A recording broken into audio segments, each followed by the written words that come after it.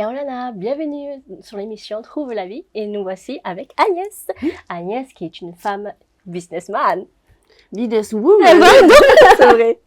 Mais en fait, peut-être il y en a qui me connaissent plus comme Agnès Bourgeois. Parce que voilà, moi je suis née ici, Agnès Heimora Bourgeois. Bonjour la famille. Et puis, il y en a qui me connaissent sous mon nom d'épouse, Bumba, l'avocat. Mais si je suis ici, c'est pour parler de Jésus. Comment Oui. j'ai connu Jésus. Exactement. Et en fait, j'avais 11 ans. Enfin, même non, depuis toute petite, j'allais au catéchisme avec ma grand-mère. Elle nous a enseigné la crainte de Dieu. Et elle a voulu qu'on fasse notre première communion quand j'avais 11 ans. Et moi, j'ai vraiment eu cette conviction de péché en tant qu'enfant. On devait aller se confesser. Et la veille de la première communion, elle nous a dit, vous êtes prêts, vous pourriez déjà prendre la première communion ce soir. Il y avait une messe à la Carrière. Et c'est là que j'ai senti qu'est-ce que c'était faire partie du corps du Christ déjà. Et c'était comme si j'étais déjà au ciel. Les gens chantaient, ils étaient heureux. Et je voulais faire partie de ce groupe, tu vois. Et la même année, je suis entrée à l'Amener, donc l'école des frères. J'ai reçu ma Bible, la Tobe.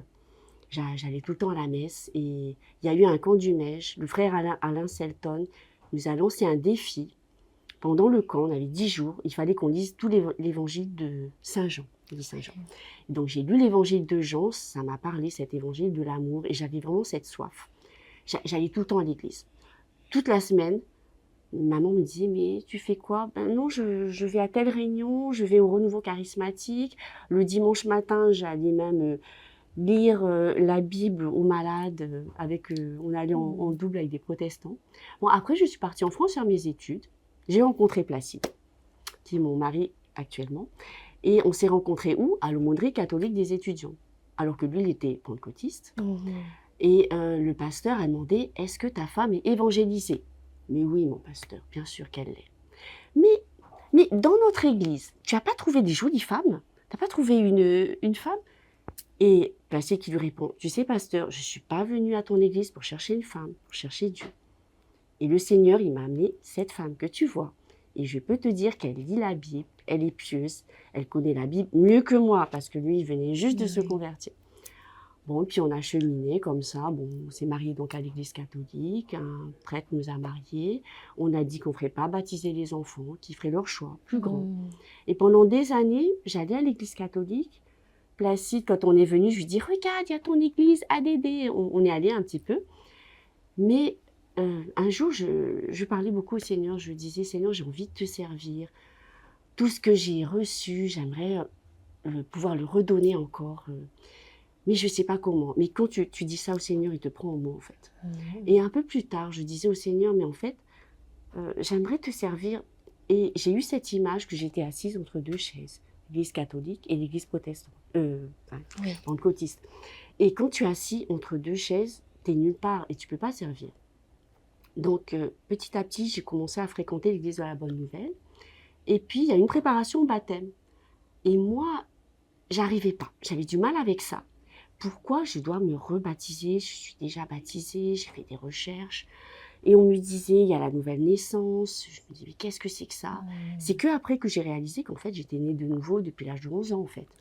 Et j'avais un souci avec cette histoire de, tu dois te repentir, tu vas dans les eaux du baptême, tu abandonnes ton ancienne vie et tu commences une nouvelle. Et moi, j'avais l'impression de trahir un peu ma vie de foi que j'avais. Comment je vais dire aux gens que je me repens? Mais de quoi? Je fais des péchés comme tout le monde, je demande pardon à Dieu après.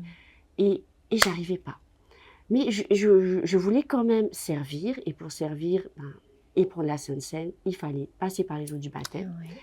Et un jour, justement, j'étais à Huayné parce que Pasteur Coucou et Noéline, bon, c'était nos amis, ils nous ont invités. Ils étaient pasteurs à Huayné. Donc, on a passé un séjour là-bas. Et la leçon du jour, c'était le baptême de Jésus. Non pas que je me compare à Jésus, mais c'est là que j'ai compris. C'était l'évangile de Matthieu. Et c'est là que j'ai compris que parfois, le baptême, c'était un acte d'obéissance pour aller plus loin avec Christ. C'est vraiment ça que j'ai saisi et c'est ça qui m'a aidée à pouvoir entrer dans le baptistère.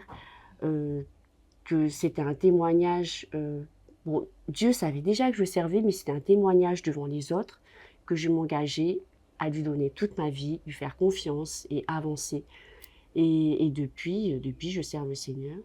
Ouais. Donc, à la bonne nouvelle, c'était pasteur Albert Richardson. Dans le baptistère, on était 3. Il y avait aussi Grégory Tomarou, c'était la première fois qu'il baptisait quelqu'un. C'est la première fois qu'il y a Albert qui lui dit « Tiens, c'est toi qui vas baptiser Ok. Ça s'est fait comme ça. Et Albert est toujours l'un de mes mentors. Et je ne sais pas si tu as d'autres questions sur ce que je fais maintenant. Oui. Donc du coup, par rapport à ton cheminement, tu as été, on peut dire que tu as été un peu convaincu religieusement et il a fallu que tu fasses tout ce cheminement pour vraiment comprendre qu'est-ce que c'est vraiment une conversion spirituelle, qu'est-ce que c'est vraiment une vie d'obéissance, une vie d'être disciple de Jésus-Christ pour de bon.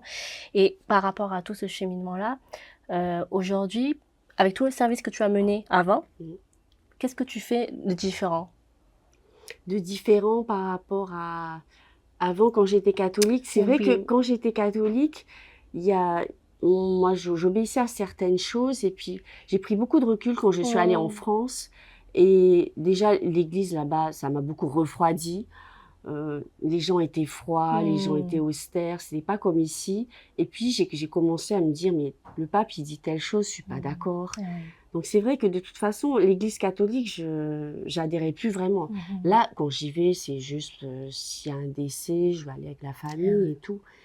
Mais c'est vrai que j'ai cheminé petit à petit pour comprendre, comme tu dis, l'obéissance à Christ, vraiment. Enfin, dans tout ce qu'on fait, en fait. C'est vrai qu'il y a des catholiques nés de nouveau, mais tout à fait. Et moi, je respecte beaucoup les autres personnes, parce qu'en fait, des personnes nées de nouveau, tu en as dans plusieurs dénominations. Et je pense qu'on ne devrait pas juger les personnes sur leur religion, mettre des étiquettes. Moi, j'ai horreur des étiquettes. Genre, ah, toi, t'es catholique, donc tu crois en Marie, donc tu n'iras pas au ciel parce que je sais pas quoi.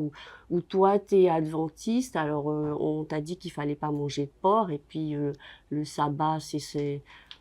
Non, moi, je suis pas comme ça. Je pense que Dieu, il appelle tout le monde, et que quand on ira au ciel, je pense on verra nos frères et sœurs en Christ, on verra l'Église. Oui, c'est ça. Et l'Église, pour moi, ce sont des pierres vivantes, comme toi, comme moi, et des personnes qui ont décidé de donner leur vie à Christ et qui chaque jour lui disent oui, amen. Du coup, et maintenant, quels sont tes projets vis-à-vis du Seigneur? Comment, par rapport à ta vie professionnelle, comment tu arrives à concilier ton service à Dieu? Ça, c'est une bonne question. Et justement, je vais bientôt animer une émission qui va s'appeler Ouaoua Business, où je vais interviewer des chefs d'entreprise, des gens du monde de l'entreprise, puisque je suis moi-même entrepreneur. Et effectivement, j'ai ce projet. Après, à un moment donné, j'avais vraiment ce fardeau des femmes, tu vois. Je t'avais parlé de mon émission Fréquence Féminine. Et j'ai toujours ce fardeau de la famille sur mon cœur.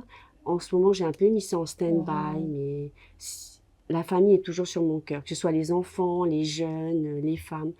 Vraiment, la cellule familiale, pour moi, c'est super important.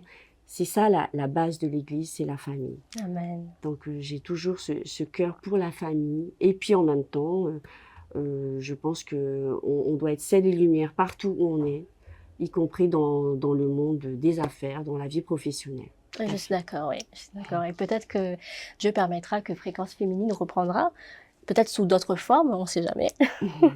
Voilà. Bon, en tout cas, merci beaucoup Agnès et merci pour ton témoignage, encore une fois très encourageant. C'est vrai que depuis le début de cette émission, on n'a vraiment que des des témoignages qui encouragent, qui inspirent et qui nous donnent à aller loin avec le Seigneur.